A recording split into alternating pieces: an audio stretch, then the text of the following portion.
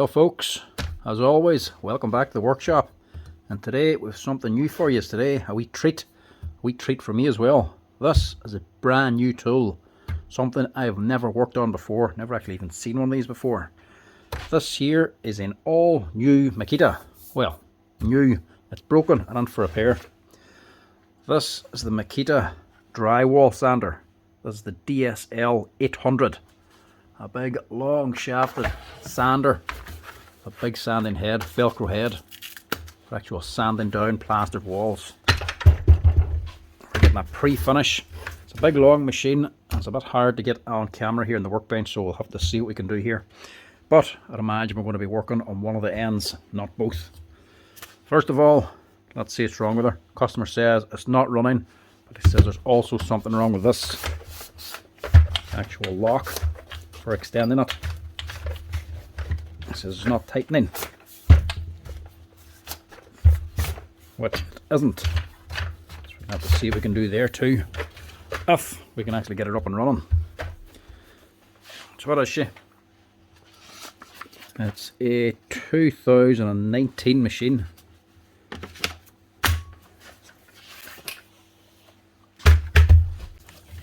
Now the first thing we need to know is will it actually run? Not good.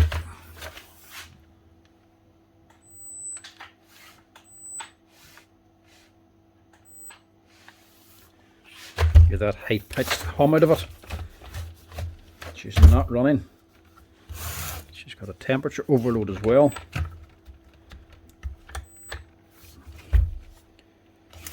Just to lock her on, and she has Bluetooth as well, but well, that's not much use if she's not spinning. Don't want to press that too much in case I cook something.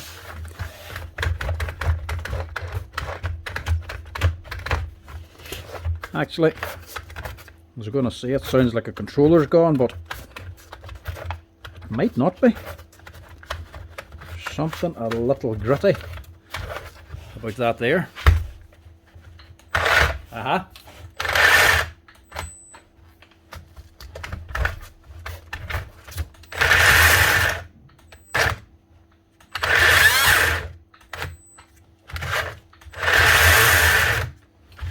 Right, we're in business. Thing's not under warranty, so I don't know if it'd be worth changing a controller not in it, but luckily it's not the controller. Now these things cost around €600 to buy. I'm not sure if a controller would be worth replacing them or not. Have to price that up first. Expensive to buy at €600, but the machine you're getting, it actually isn't that bad. It's actually a really nicely made machine. I mean, look at the head on it. See the way it pivots? There's a lot to this machine. Like the DeWalt one I looked at, it was just basically a motor unit on a head. Wasn't all that great. It was the same sort of money. You get a lot more with this one. See that actual Velcro base starting to perish as well. See the foam starting to break apart. But that's not the issue here. There's something wrong with the motor on it. She's very gritty and she's binding up. She's actually locked up there again. But how do I get into that motor? Like I say, I've never seen one of these before, let alone opened it. So I'm going to have to figure this one out. So this is pivoting on all of this. There's two springs here for help pushing it back. And that's screwed onto here. The head screwed onto this. So that's a motor housing. It's not a motor housing. So that's separate again, unless that's just a wire port. That's the motor housing. How do I get onto it? No screws on the outside, so it's not a clamshell. There's no screws down here either to lift it off. Right. Imagine I have to take this off anyway. This metal bracket. Take this off. Where I go from there, I don't know. Unless I have to pull off all this as well. I don't need to disassemble this anyway, this plastic handle part. Me saying I only need to open one side of the machine. Actually, I have to fix this end, but I also will have to open this here, because obviously this lock is inside this handle. So we're going on both ends of this thing. Right, we got the base anyway. A 5, is it? Yeah.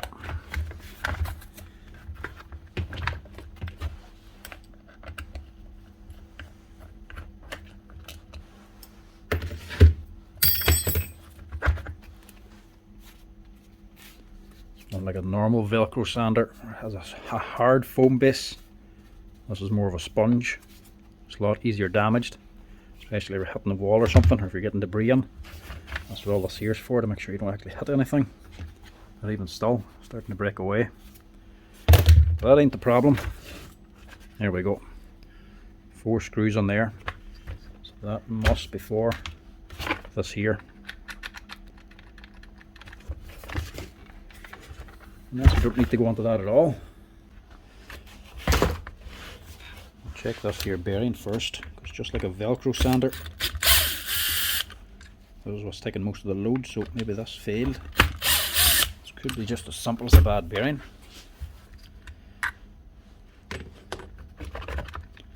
But of course I don't know which way this is on or which way it comes off. Oh, it does, yeah. Right, now that's okay. It's not that anyway. Try to keep them out of the way. It's not getting too dirty.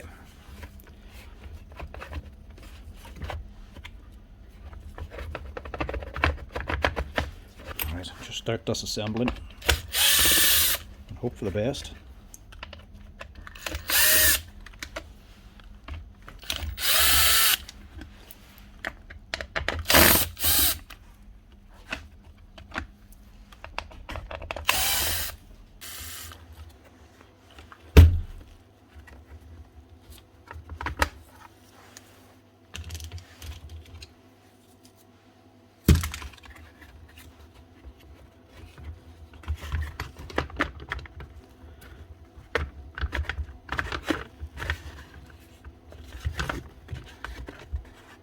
That slides out now.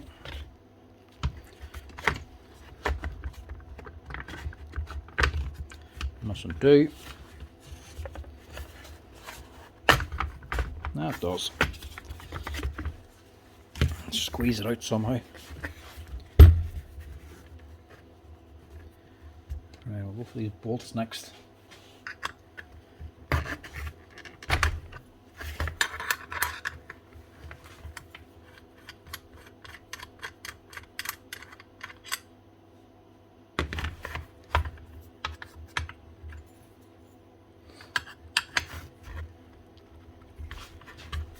I don't know how this is going to work, because this here's in the way.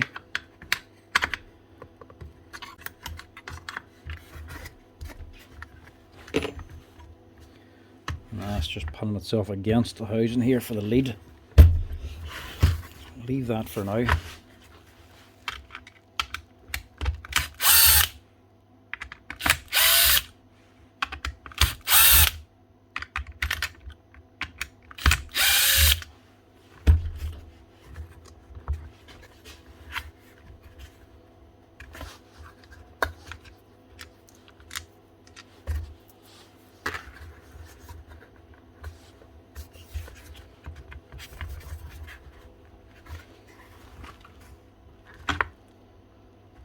Don't even know what they were holding in.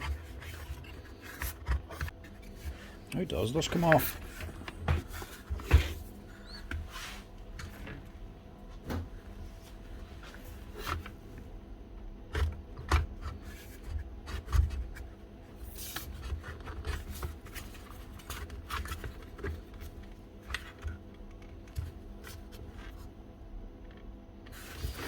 Let's have to open these ones first. This is just all guesswork at the minute.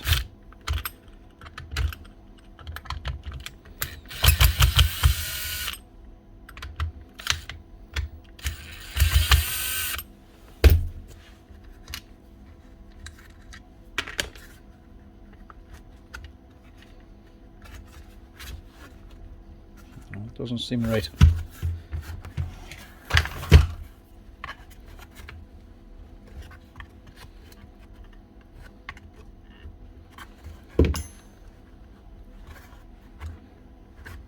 That must come off.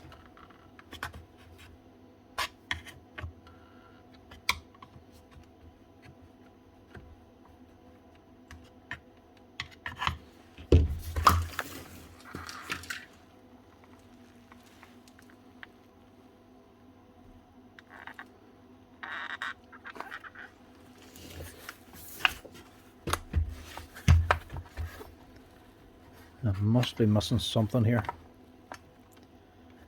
I have to get this top motor housing off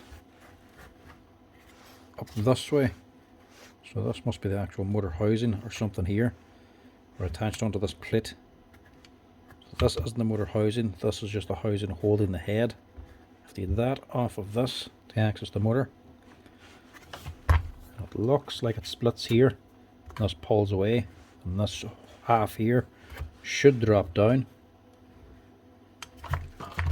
But how? Could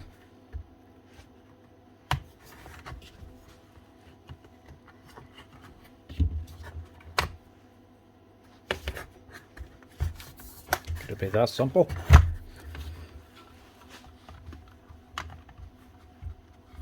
Could they be acting like wee blocks?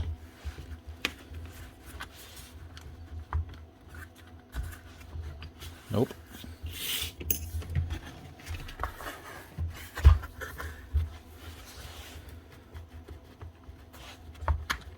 Oh, they were. There we go. The rubber boys had to come out first. So this pipe here is just for dust extraction. This one here is for your leads. Let's just put that back in again, so they don't get twisted or broke.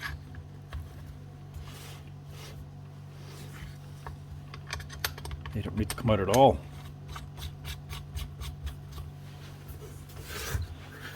Right, this is the end I need to work on. Actually, I'm going to give this a quick blow with the compressor first, just in case there's a wee gearbox on this. I don't want to get dust on it.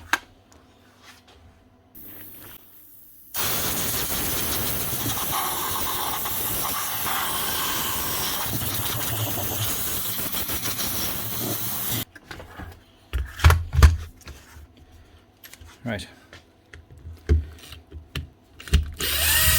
Didn't take off much, but I took off the loose stuff at least.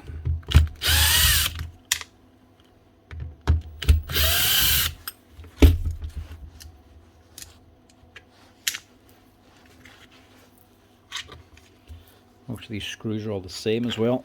There shouldn't be much mixing up. Oh, there's a wee gearbox in this lot. A wee planetary gear system on there.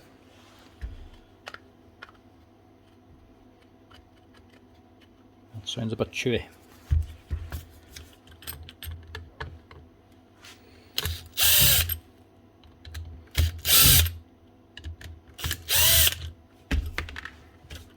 One more.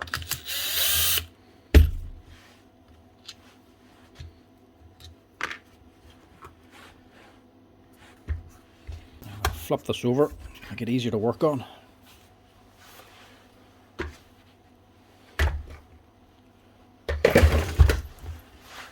Problem, short workbench, big long tools.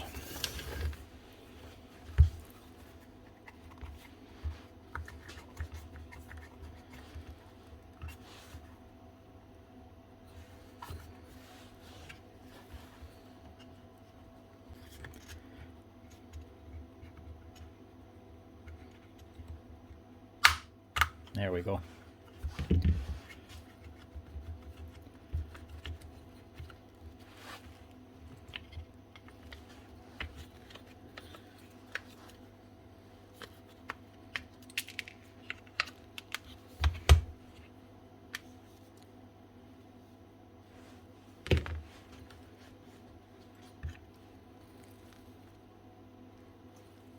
That must have been on there actually. Thought it was the magnet it was pulling on. It's actually just O-ring.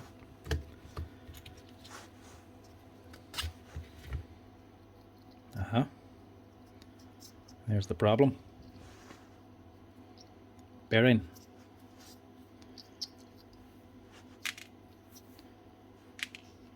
Totally falling apart. Right. Simple fix. Or is it a simple fix?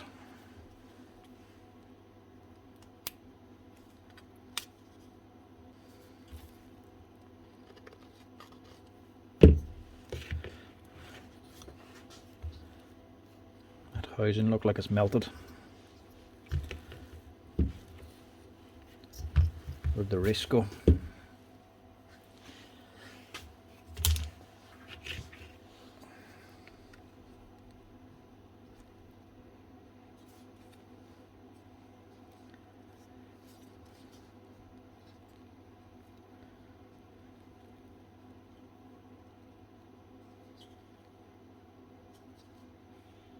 Actually, I don't know. It has melted up here, but I don't know if it's actually melted through it or not.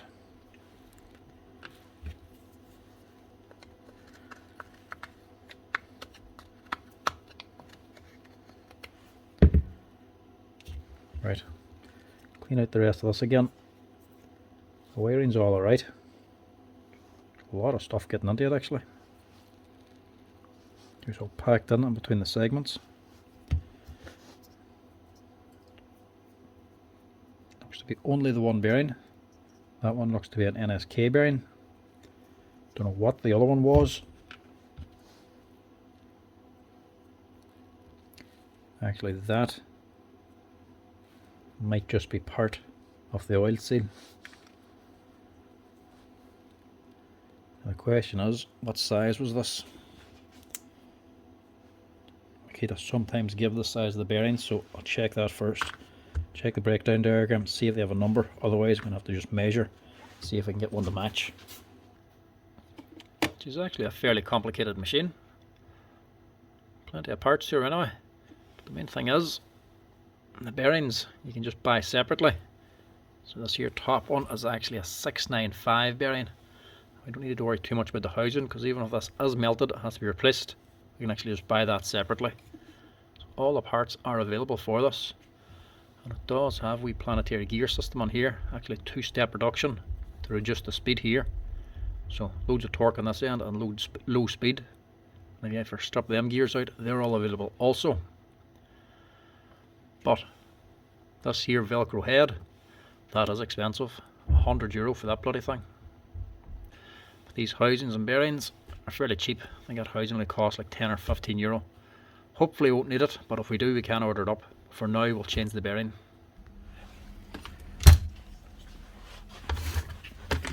These are cleaned out. I think we might get away with this. It's actually melted up at the top here a little bit, but the actual part the bearing's sitting on doesn't look to have melted too much. I think the balls actually came up the top and actually rubbed up here just. Hope so anyway. It's actually a nice little motor. Not the biggest thing in the world, but it's nicely designed. Drywall dust like this here, plaster, can actually get in everywhere and get in well tight and compact in. The problem is with the fan going around, if it gets packed in there, it can actually bind up the fan. See where the housing's actually made. See the wee screw holes here that we go into the inside, gives you clearance the whole way around. This is actually packed up here with dust. It's packed in hard. There's actually enough clearance between the fan and the housing. It can actually pack in quite a bit before it actually causes any interference. Even there as well though. So we've actually built that onto the design of it. Now the one thing I could do is fit a bigger bearing. That is a tiny little bearing. I know it's only a small armature. They've got a big one down here, obviously for this big gear. Really, they could have had a bigger one up there as well. It's not really the work and the speed that killed that bearing, it is more the dust. The dust coming from the plaster is what destroys all bearings. So they put a good quality bearing on, looks to be an NSK as well. A rubber seal to keep the dust out, but a bigger bearing probably would have lasted a little bit better than that there. But at least you can easily replace it without replacing the whole motor unit. see if we can get this off, or at least see how easy it is to get off. Sometimes you can.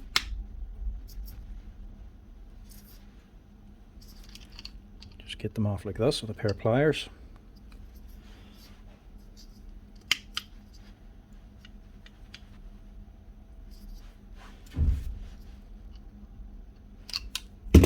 Nah. See if I can squeeze it in the vise just. Doesn't take very much to damage these things, these small armatures, so just be careful. Just hold the wrist and the vise, holding the wrist tight, but don't actually squash it. You don't want to squish the actual shaft. And get a punch down to the top. Actually just give the shaft a few taps in with a punch and hammer.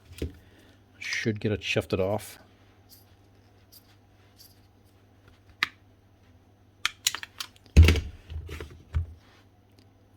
That's her. Now you just need to fit the new bearing. But my problem is the bearing that I have a 695 bearing. That's not a problem.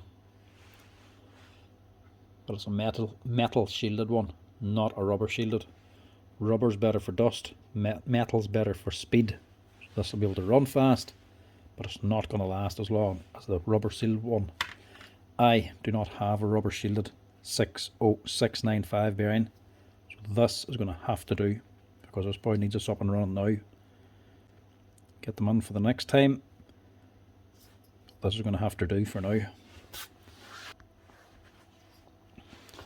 That's her.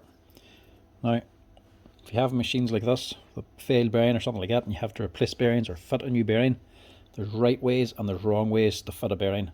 I'm using the right way, actually using the bearing press, but if you're at home, it doesn't matter. Use whatever way it means to fit the new bearing and get the old one off. Use whatever way you can. Doesn't really matter. You can use a hammer if you want. If you have no other way, just tapping on a wrist, you can tap the bearing on. Will do. It's still going to be a lot better than an actual broken bearing that's come off of it. It'll not last as long, but it will run. So any means you can, get it on. And the reason I say that is simply because sometimes when you are fitting them, it doesn't matter what way you put them on.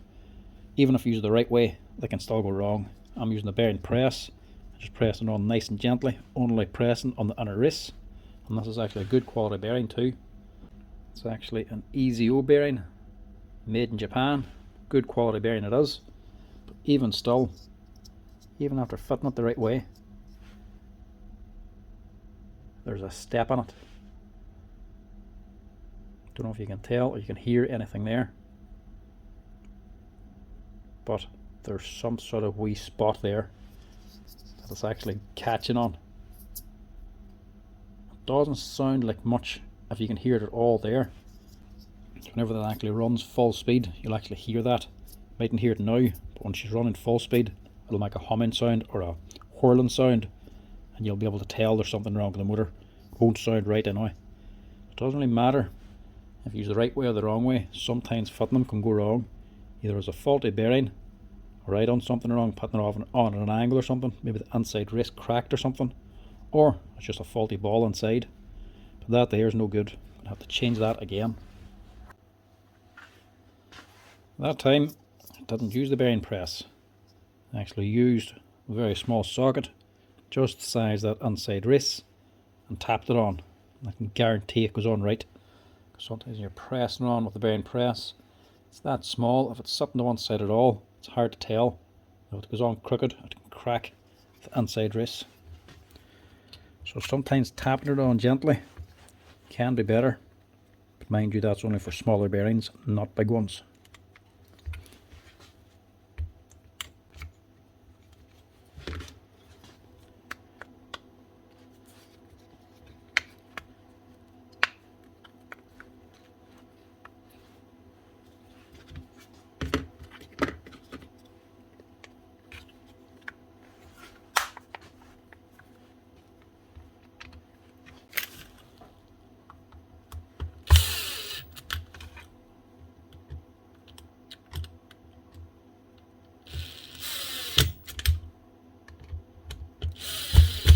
Not a lot of screws up on the motor side of this, centering it. Only 3 screws up here holding it together. These other 3 screws are just the wiring loom. Now, before we go any further, make sure this runs. It is able to run on its own because it has a top and bottom bearing. Doesn't need the gearbox. So see if she runs like.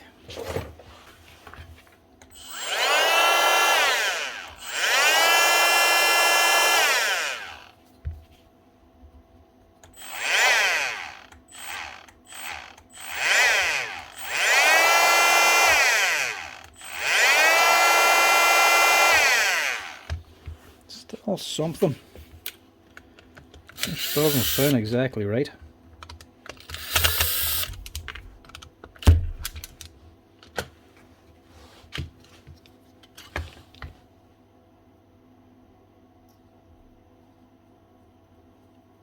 I was thinking maybe this bearing, but it's actually alright. There's definitely nothing wrong with that. And that's running smooth.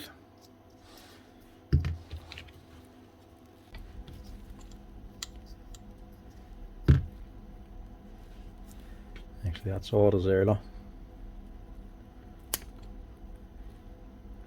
was actually rubbing that bad bearing, and it's melted a little bit of the field plastic, look. It must be just rubbing on the armature.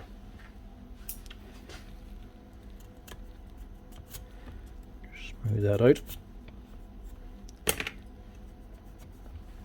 Yeah, that should actually quieten it down.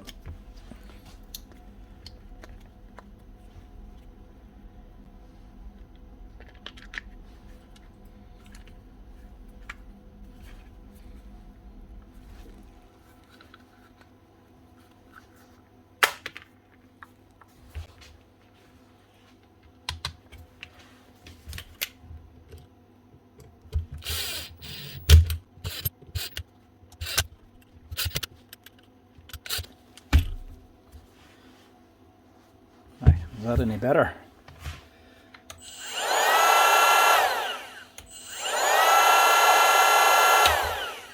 Much better.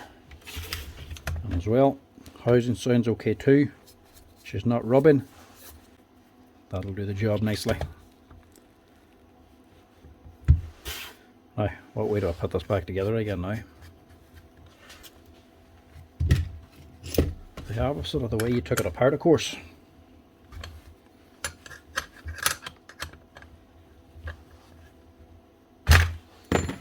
Tighten that up first.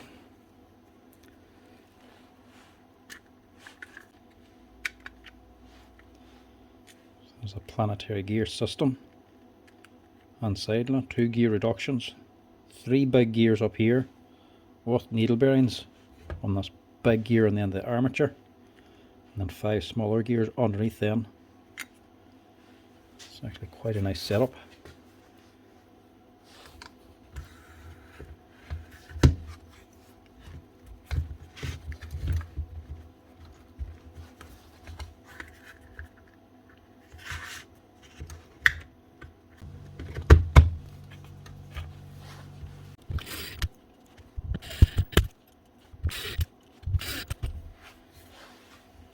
And that should be it.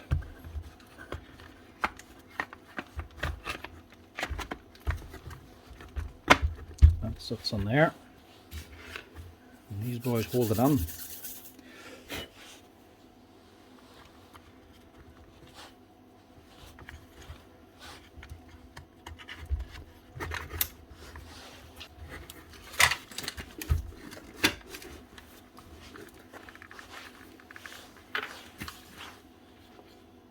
Or at least they lock it on. And these here screws in actually hold it together.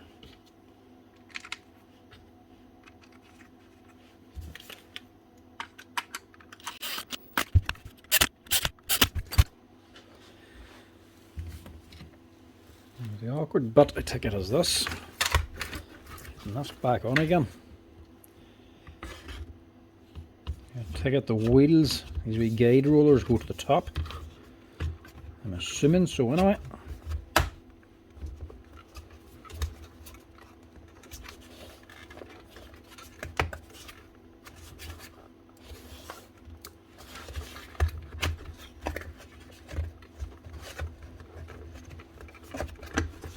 came off, so it must go on. There we go.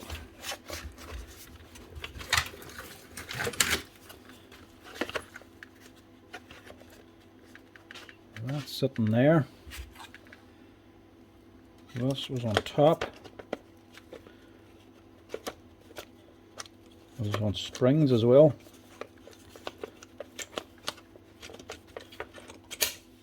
Brush is sitting inside of here.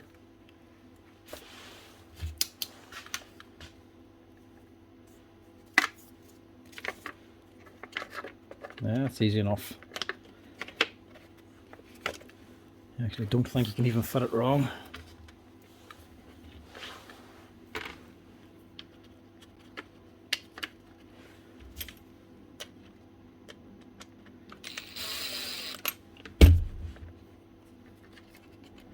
Just get a few of these started to hold it together.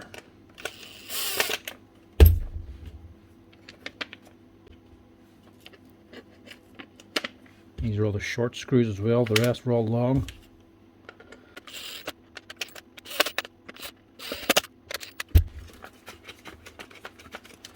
That's that bit.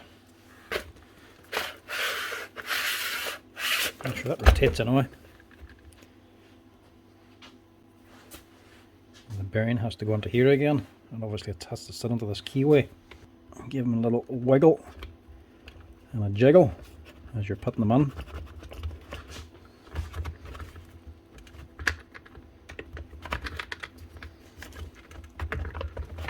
There we go.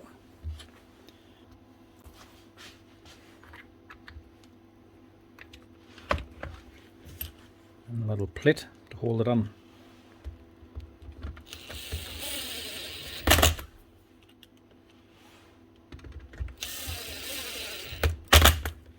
Not much to hold it on, but then all it's doing is stopping that shaft from coming out. It's going to be constantly pressed against the wall anyway. And then finally your Velcro disc. Don't think we'll bother replacing that just yet. About €100. See, most people are going to be waiting until that's completely gone before they replace that. Or get a bit of contact adhesive, double-sided tape.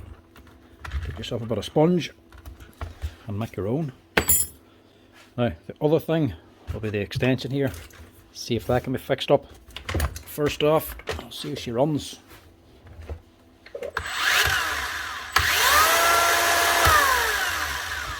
Look at that. Nice one. It's actually a fairly simple fix. One bad bearing.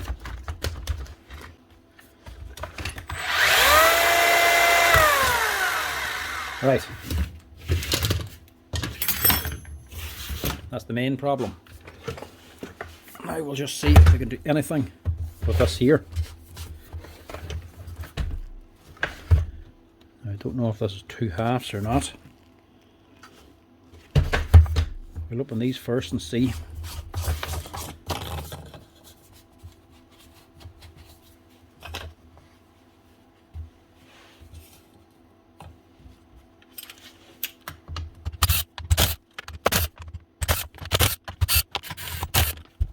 It is 2 halves. That makes things a little bit easier.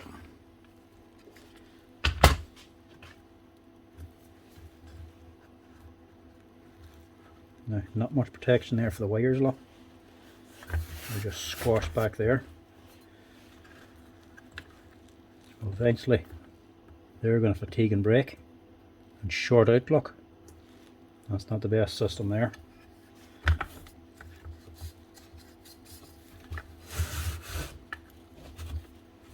That's going up and down. Stops there. It's just extra length in the wires for it to move up and down. When it goes back again, it's just squashing the wires. Just broke through this rubber sheath already, and it's worn through the insulation. So eventually that's going to short everything out. And there's why it's getting so stiff. That there sheath there, it's just cheap plastic, or a plastic cable sheath instead of rubber. It's gone all hard and brittle. Better quality sheath than that there would solve the problem. To see if we can do anything with that, because that's not going to last.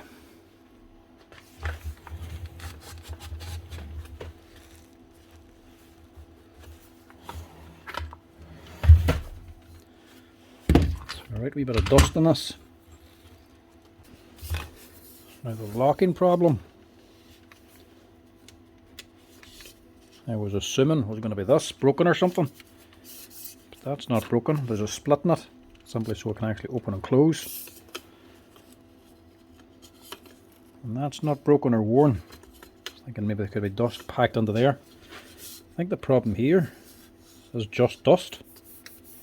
There's aluminium on plastic, and this is all dusty, causing this to slide very easily. Wonder if I just give this a good clean, would it actually fix it? Yeah, so even just doing that improves it. See what I mean?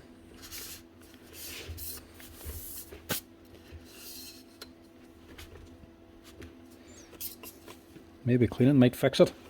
Now, I wouldn't be a fan of big plastic locking rings like this here.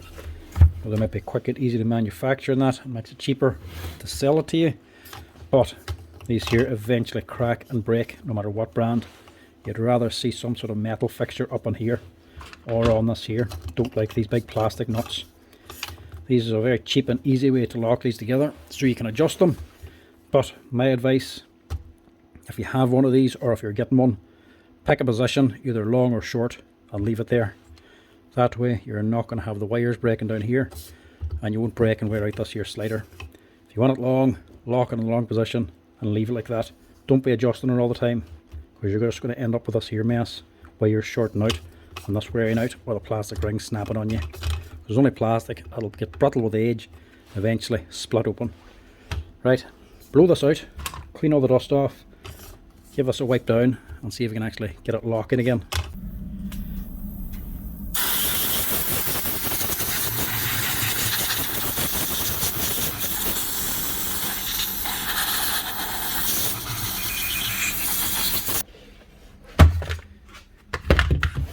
Chance that before we go any further. What I will do is just get a bit of insulating tape onto these wires as well. Only just those two that's actually worn through.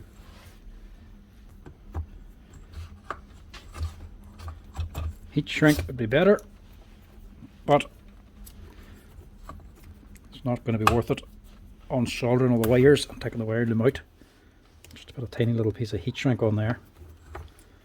Bit of insulating tape, do the same job. It's a lot quicker and easier to fit.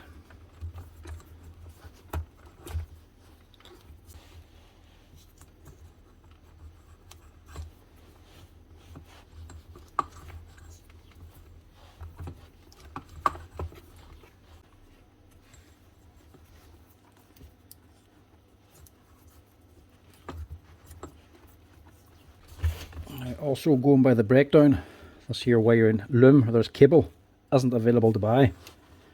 So if you break it, don't know where to replace it, I'd imagine it's either going to be replaced the controller or the motor or something like that. So you want to take care of that. Now it just folds and bends up here. You can see why it broke. Becoming brittle and it's just getting squashed.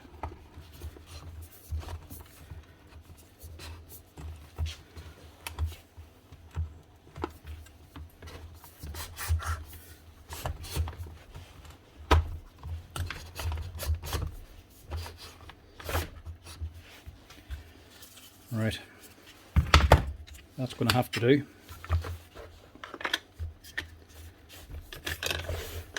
This end then, just lock it under there.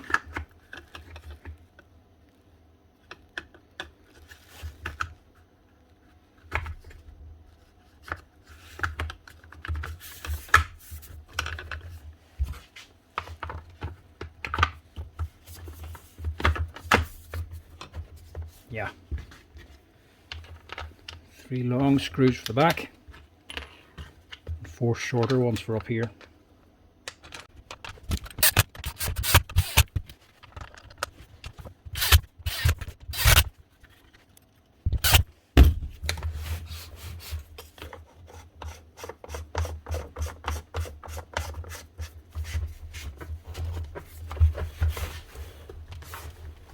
at that.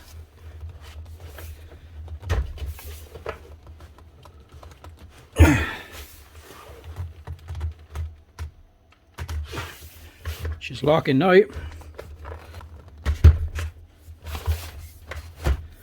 Now, he was complaining that it was closing down or dropping on him when in use. So we'll just tighten her up at full extension.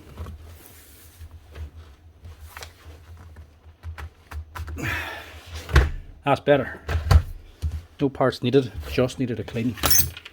Now, if that hadn't have worked and it wasn't locking up, to be honest, I would have just got about a double set of tape and wrapped it the inside of that there black plastic part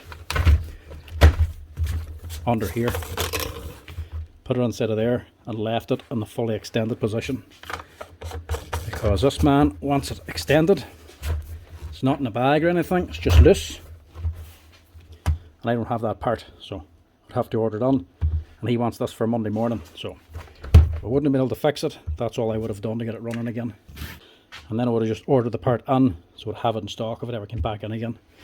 But luckily this time, didn't have to. That's her, up and running.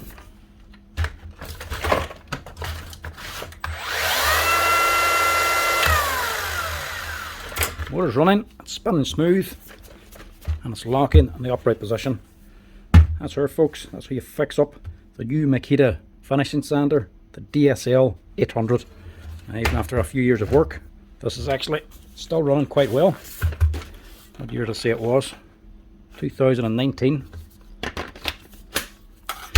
That's how you fix it up anyway, folks, if you have one yourselves, or if you ever get one on for repair.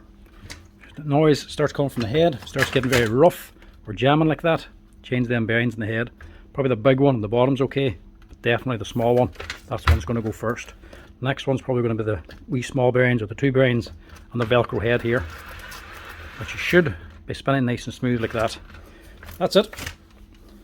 And the lock itself was just cleaned out, not much done with that. Not a bad machine, especially for around €600 mark. It actually is quite well made. The only thing I can see so far that should have done better was the bearing up in here. Could have done with a bigger one. And as well, this wiring limb here could have done with either a better sheath on the cable, or put it like in a bungee cord or something wire on, so it can actually extend properly. That there is just bending the wire. It's not a very good setup that way. But for €600, it's better than the DeWalt one anyway. I'll give it that much. Not so bad. As always, folks, thanks for watching. Give us a wee like and a follow at the bottom if you're enjoying the videos. Cheers!